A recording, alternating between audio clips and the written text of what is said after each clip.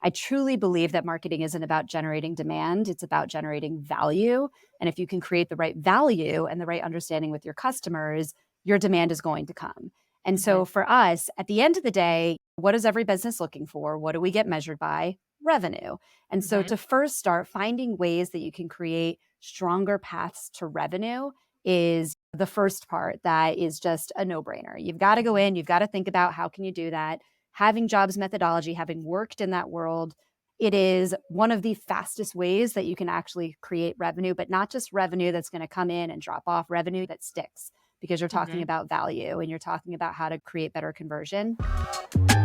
Hey everybody, welcome to the Forget the Funnel podcast, where our goal is to help you as a SaaS leader finally stop guessing, understand your best customers, and drive more predictable recurring revenue. We're Gia and Claire, founders of Forget the Funnel, a product marketing and growth consultancy that helps SaaS businesses learn from their best customers, map and measure their experiences, and unlock their best levers for growth. If you're looking to help your team make smarter decisions, this show is for you. Hey everyone, it's Gia here, and welcome to the first ever episode of the Forget the Funnel podcast. We're kicking things off with the one and only Tara Robertson, CMO of Bitly.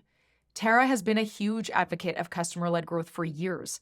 She's also one of the busiest people we know, so we're ridiculously grateful she's made the time to sit down with us. Tara has a long career leading SaaS marketing teams and holding leadership roles at lucky companies like Hotjar, Sprout Social, Teamwork, and Bitly.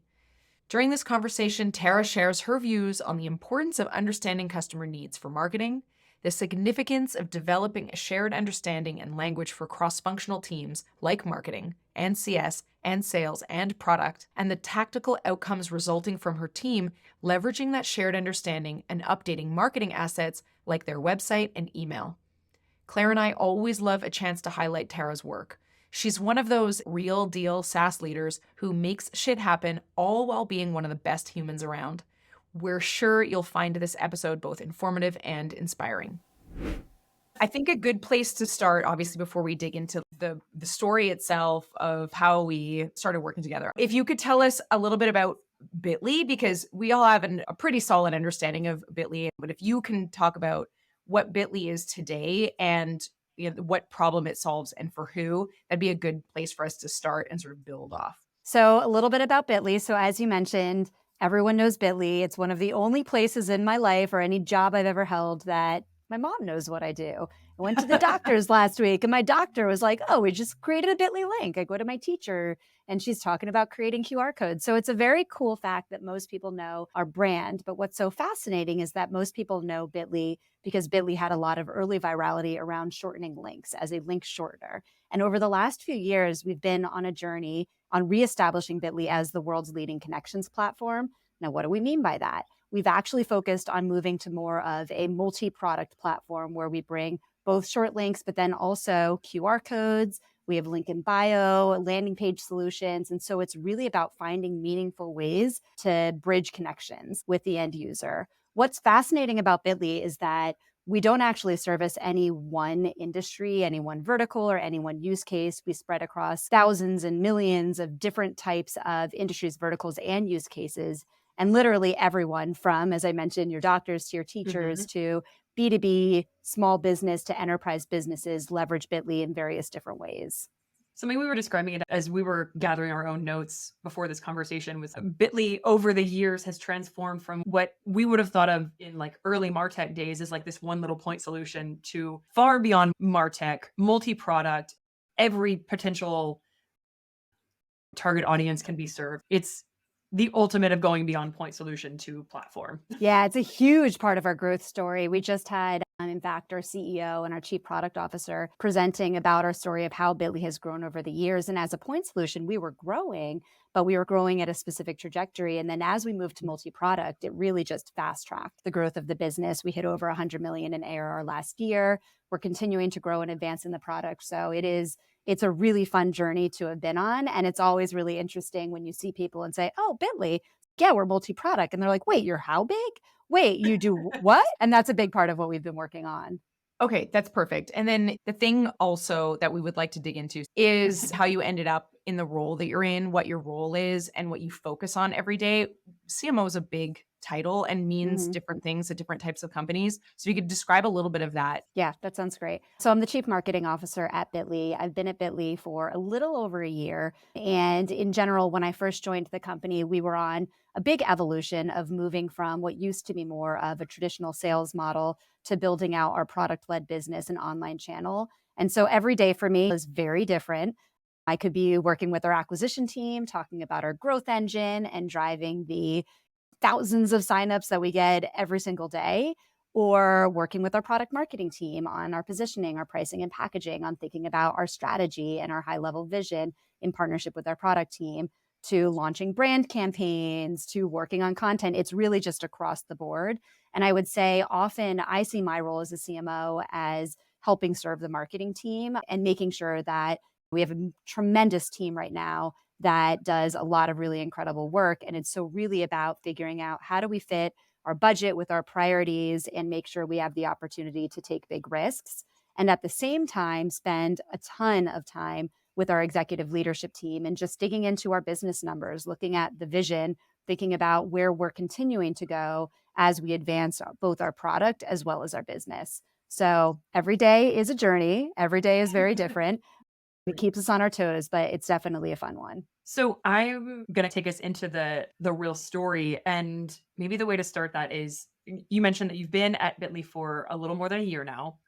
And then over the course of this past year, we've been working together to really uncover within the massive customer base that Bitly has, what are the reasons people come to Bitly?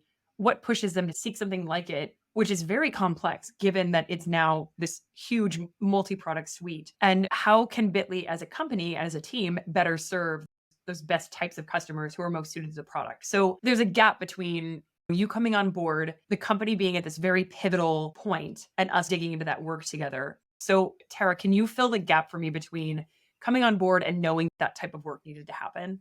Yeah, definitely. And I will say it helps in talking a little bit about the scale of Bitly and what we're working on any given day, on any given month.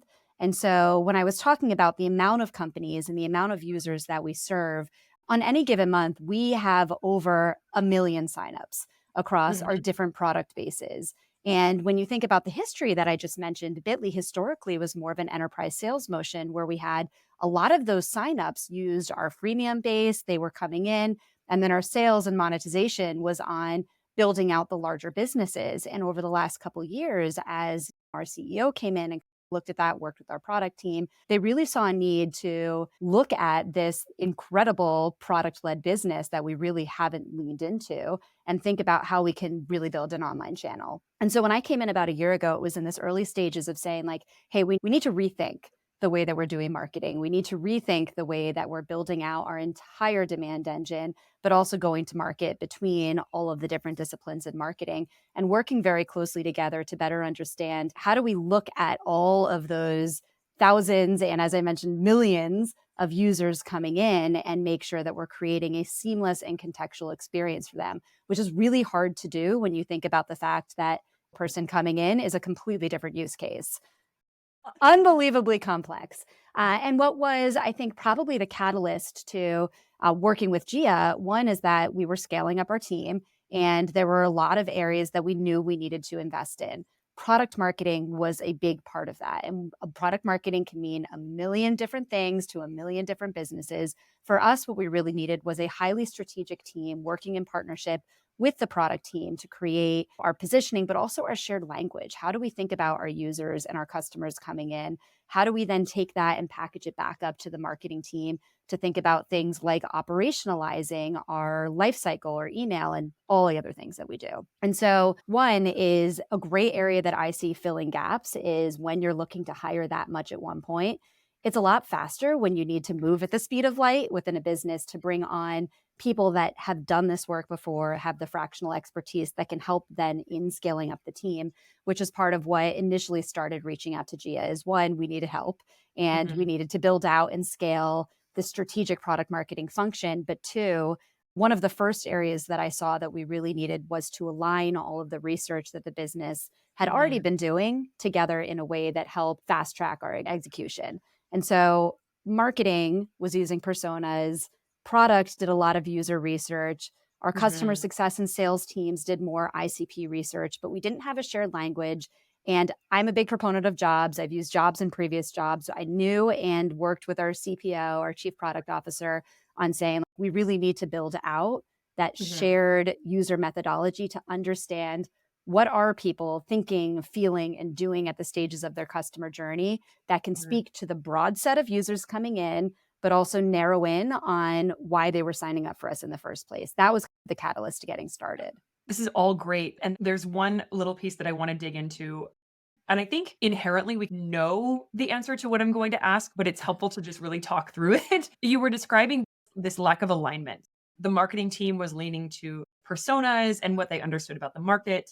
You mentioned the sales team leveraging ICPs and the product team doing user research and user feedback. And you mentioned a lack of alignment. And what I'm trying to get to is what is the impact of all these different teams operating based on either different research or a different understanding of who the customer is? What is the so what of that? And the reason I'm asking is we see this problem all the time, especially the larger and more sophisticated an org is, the more that is exacerbated. So yeah, I'm trying to follow it through to its logical conclusion of so what? I will give you two very clear answers that I hope if anybody's thinking about these processes, these are the things that for us are in every possible way, it's invaluable. One, as a marketing leader, and this isn't one of my answers first, but I would say I truly believe that marketing isn't about generating demand. It's about generating value. And if you can create the right value and the right understanding with your customers, your demand is going to come. And so for us, at the end of the day, what is every business looking for? What do we get measured by? Revenue. And so to first start finding ways that you can create stronger paths to revenue is the first part that is just a no-brainer. You've got to go in, you've got to think about how can you do that. Having jobs methodology, having worked in that world, it is one of the fastest ways that you can actually create revenue, but not just revenue that's going to come in and drop off, revenue that sticks because you're talking about value and you're talking about how to create better conversion. Hell yes. The second part, which is the part that I would say is probably the thing that I'm most proud of what we've done in the time and working together with the team right now, because that revenue will come if you implement a really great customer research and job strategy. That's a no-brainer for people that understand it. So big proponent there. But the other part that is so incredible is actually creating the shared language. And so what we've seen happen from when we first started entering into this and saying, hey, we want to do this research, we want to introduce jobs, we need to train this entire company on what is a job to be done. Why are we doing this? And fast track several months later to where we are now, to where we were probably 7, 8, or 9 months ago when we first started to kick this off. Now we're starting to think about execution as one collective team, not as the marketing team, not as the product team, not as the customer success or the sales teams, but instead we're building a go-to-market plan for QR codes. Okay, how do we think about it from the lens of one of our jobs, the trackers, which are people that really care about analytics? And then everyone's coming together and thinking about it from the lens of a tracker that has one very specific job, and it changes the way we think about copy. It changes the way we think about the product experience. It changes the way we think about email. And so that shared language has really rallied teams together that previously we were working on how do we build better cross-functional collaboration to working as one collective group, not as multiple different departments, which is a really hard thing to do, especially when you're fully remote and especially when you're in scale up. So that shared language that's the part that I would say it's priceless, as cheesy as that is, but it really does change the way that our teams work together. I think it might be a bit interesting to dig into the research itself and where the team went from and to. So what was the understanding? Because you mentioned personas, you mentioned ICP, you mentioned like user research happening inside of product. You mentioned research that had been done before to sort of help all the individual teams. But as you mentioned, a little bit disjointed from one team to the next. With all that research was conducted with a very specific outcome for a very specific team and use case versus the style of Jobs-to-be-Done research that we did as part of this project, which was much more across the board. It was to serve all of the teams, this more foundational research that we did. So if we can talk about maybe, I know you talked about it a little bit. I'm wondering like how we could maybe dig into that a little bit more and maybe more specifically into the outcomes of the research. Because you mentioned trackers, but the before and after is a really good story. So I think it's important to first say there is still a place in every business for multiple different ways that you think about your customers. Mhm. Personas, when done right, are still very much grounded in data and very specific to the use case, but tend to be more helpful when you're leveraging brand or content or Mhm. people that really haven't entered in to your Mhm. funnel. And ICP is also very useful, and we still use our ICP, but that's really about what are the fundamental demographics or Right. geographics or ways that you can think about an account or a business that you feel is an ideal customer to be working with. What was missing was that shared understanding of, okay, cool, but when we get them in and when we figure out who, how do we then talk to customers that have entered into the product and what their goals are across Mhm. all of the different teams that are leveraging this product-led motion? And that's where I think the jobs have become so impactful, both on the before and the after, because Gia, you said this really well in that it wasn't necessarily, it's not the wrong approach to use personas or ICP or Right. jobs, but you have to understand where they fit into the Mhm. story that you're driving and the outcomes that you're looking to achieve as a result of the type of segmentation that you're doing. And so for us, it was then thinking about, okay, how do we take how each of these teams are thinking about their go to market and connecting them together. And the before was relatively siloed. And not that it was in a negative way, it was just that there was different language that was being used. There were different goals that teams were working on. And the after is that now that we've got 4 very specific jobs, the way that we've worked on them, that Gia, you did so much work in pulling together, is separating out for us. We are both product led and we have a sales assisted product led sales motion. Yep. And our self-serve jobs, we had 2 very clear jobs that came out that marketing and product are working on together to acquire, convert, and retain our customers. The sales assisted jobs were slightly more complicated, one of which was very, very nuanced and specific that gave the language for our sales team to then go in and say, okay, cool, I'm working with somebody that is doing this or they care about that.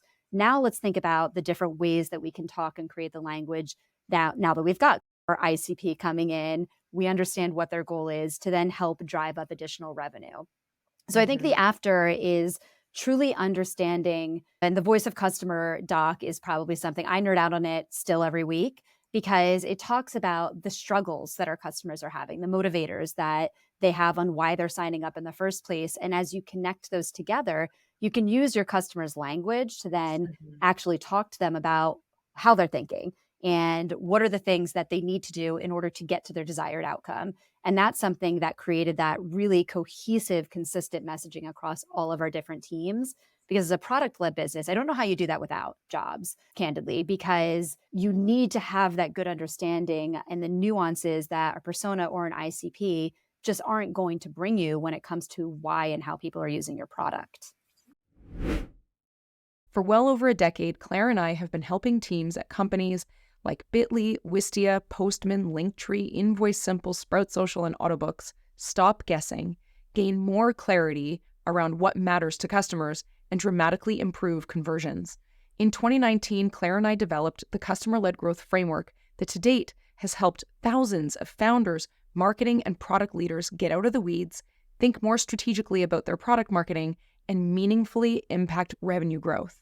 And we wrote a book about it so that you can too. Rather than a toolbox, this book gives you a system to follow so that you can choose the tools that are actually right for your company, your team, and your customers. This book will help you make better decisions about what to implement, when, and how. And once you're done with the book, there's a 110-page workbook that'll help you connect the dots between learning customer-led growth and implementing it within your company. Before you waste another minute or dollar frantically taking action, and if you're honest, guessing, search for Forget the Funnel on Amazon and grab your copy of the paperback, ebook, or audiobook.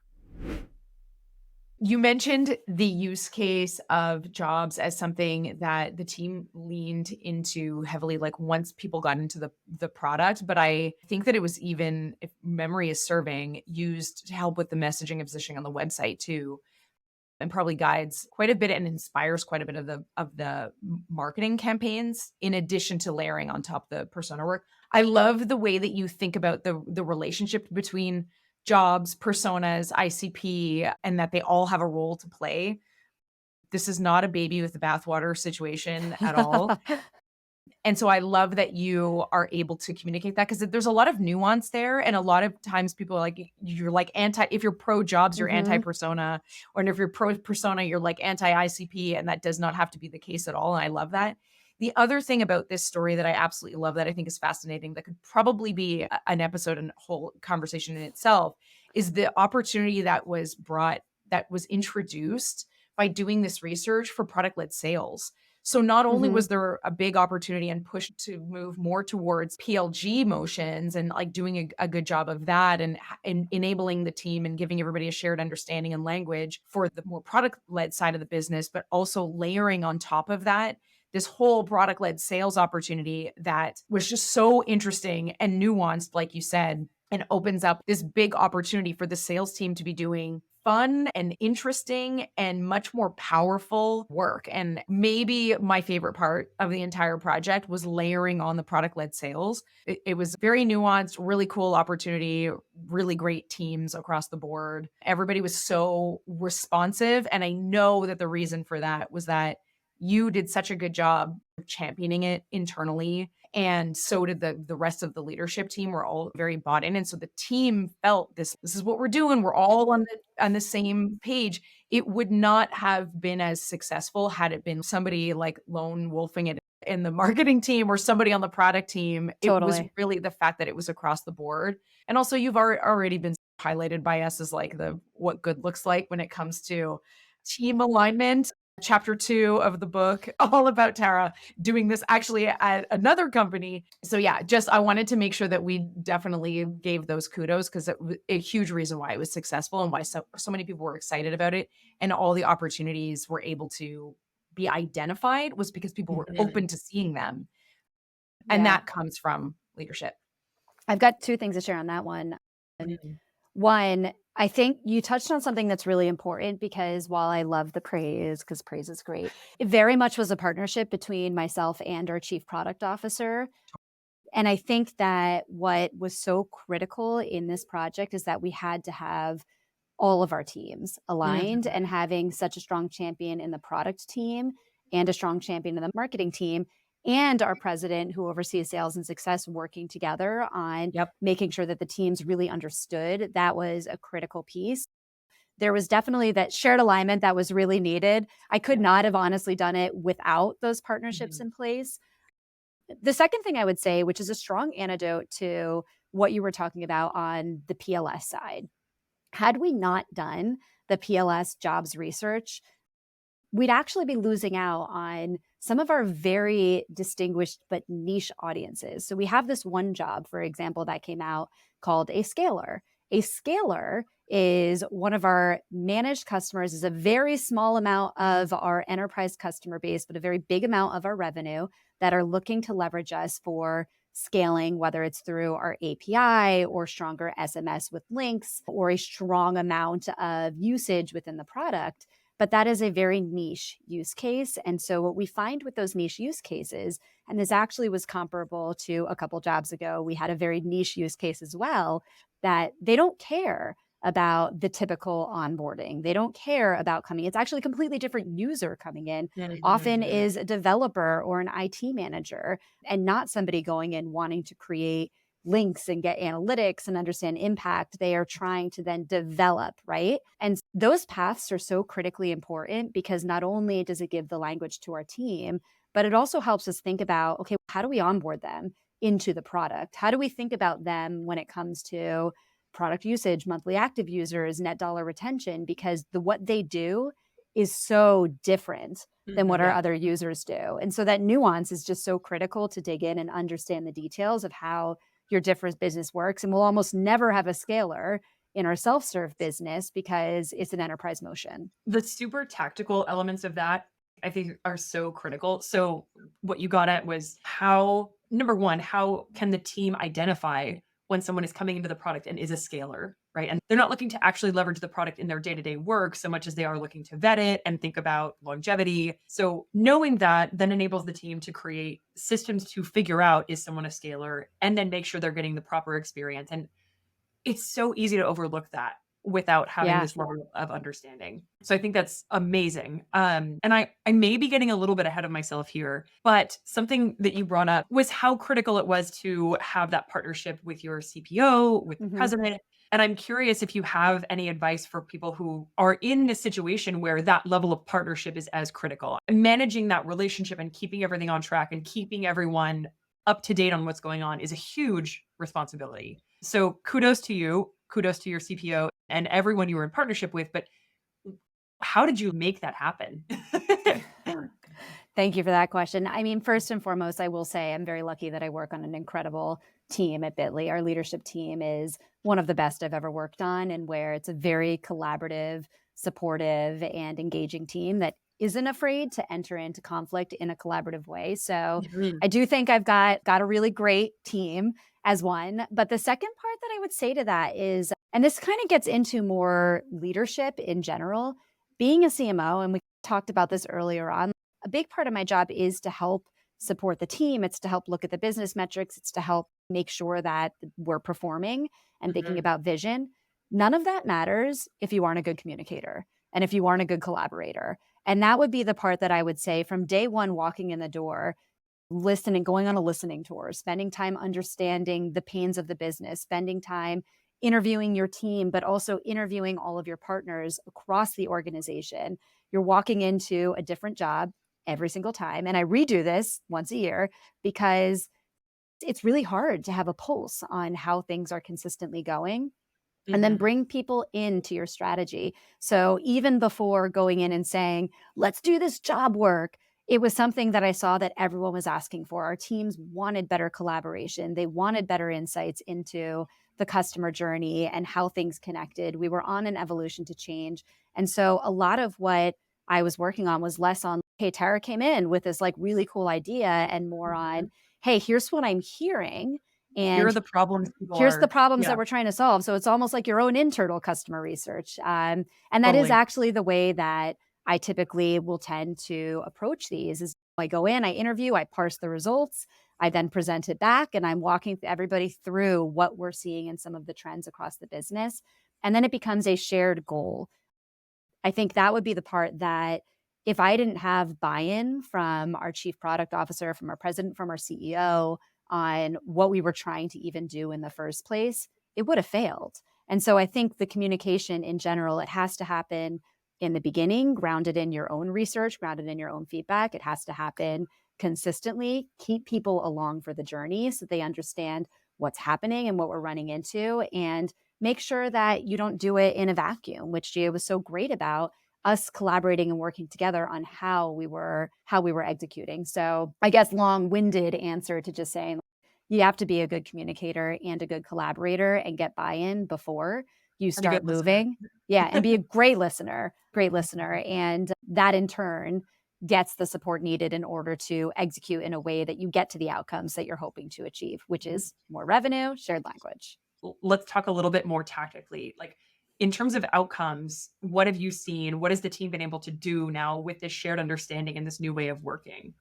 So we're doing a ton of execution right now from the lens of the jobs. And so a couple things I'll speak to. One, we've started to leverage a lot of the jobs language on our website in standing up more product pages and starting to think about how we talk about our product from the lens of the customer job and value that they're coming in. Our QR code page, for example, which has been a huge push with Bitly this year, is now outranking every single page we have on our website that talks about our product, which is very exciting. And so we're starting to see some pretty big trends between the work we're doing both in SEO, but also in value that we're bringing to the way that we talk about our product, and then the clicks we're getting from not even just our paid, but organic efforts, which is really cool to see. Our onboarding, we've started to create self-identifiers in our onboarding program because you can't go from 0 to 60 overnight. So we've got really great ideas about how we want to have modals of people self-selecting their job. But until then, our life cycle campaigns have started to add in, are you here too? track Love your it. campaigns, or are you here to get custom branding? And based on that, they're going down tracks that are very specific to them. And we're already seeing that onboarding is doubling the amount of click-throughs that we're getting people back into the product, which is very cool. So that's just a couple anecdotes that we're starting to see because, mind you, we only really finished these jobs a month and a half ago. And so we're like going ham basically on starting to execute, but we're also doing it in a very iterative, how do we get stuff out the door and start running with it? And Amazing. everything that we've done thus far, we're just seeing those results that you get really excited about wanting to see and happening very quickly. So there's a lot of things we're going to continue to execute on as a That has to be result.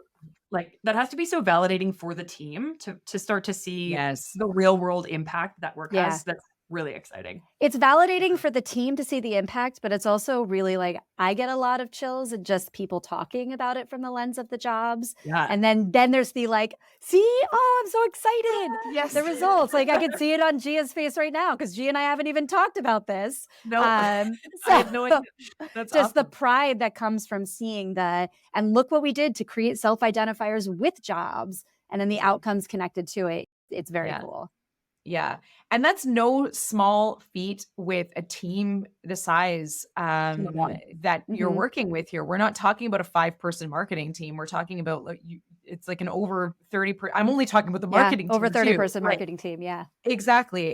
And the fact that work only wrapped about a month and a half ago and you're already executing on it and already seeing results is massive. Okay. You are a very in-demand person, and we are so lucky that you took the time to join us. So I'll close this out. How can people help? How can people help you?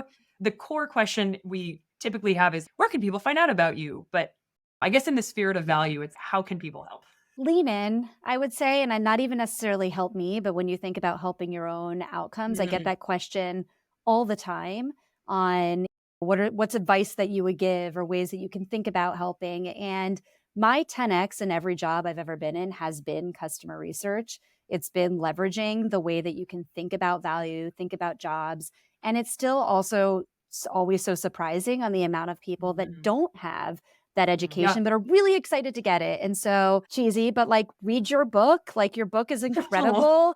I said that the day I read it early and I was like, oh my God, I wish that this was for everybody years ago, because the framework that's used there, like it is such a big 10Xer to the way people can think about how they do better marketing, regardless of what their role is. If you're a brand marketer, if you're an analyst, you'll get something out of it. So the biggest area I would say is like help by educating and then spread the word, because I think most people in general should be doing more customer research, doing more jobs. It's something that tends to get put by the wayside, and people don't think that they have enough time to do it, but slowing down, it makes a huge impact. Thank you for being amazing and allowing us to write a chapter about you. Oh, well, thank you for being amazing and adding me. And that's it for this episode of the Forget the Funnel podcast. Thanks for tuning in. If you have any questions about the topics we covered, don't hesitate to contact Gia or myself on LinkedIn. And you can also visit our website at forgetthefunnel.com. This is still a new podcast for us, so ratings, reviews, and subscriptions in your podcast platform of choice make a huge difference. See you next time.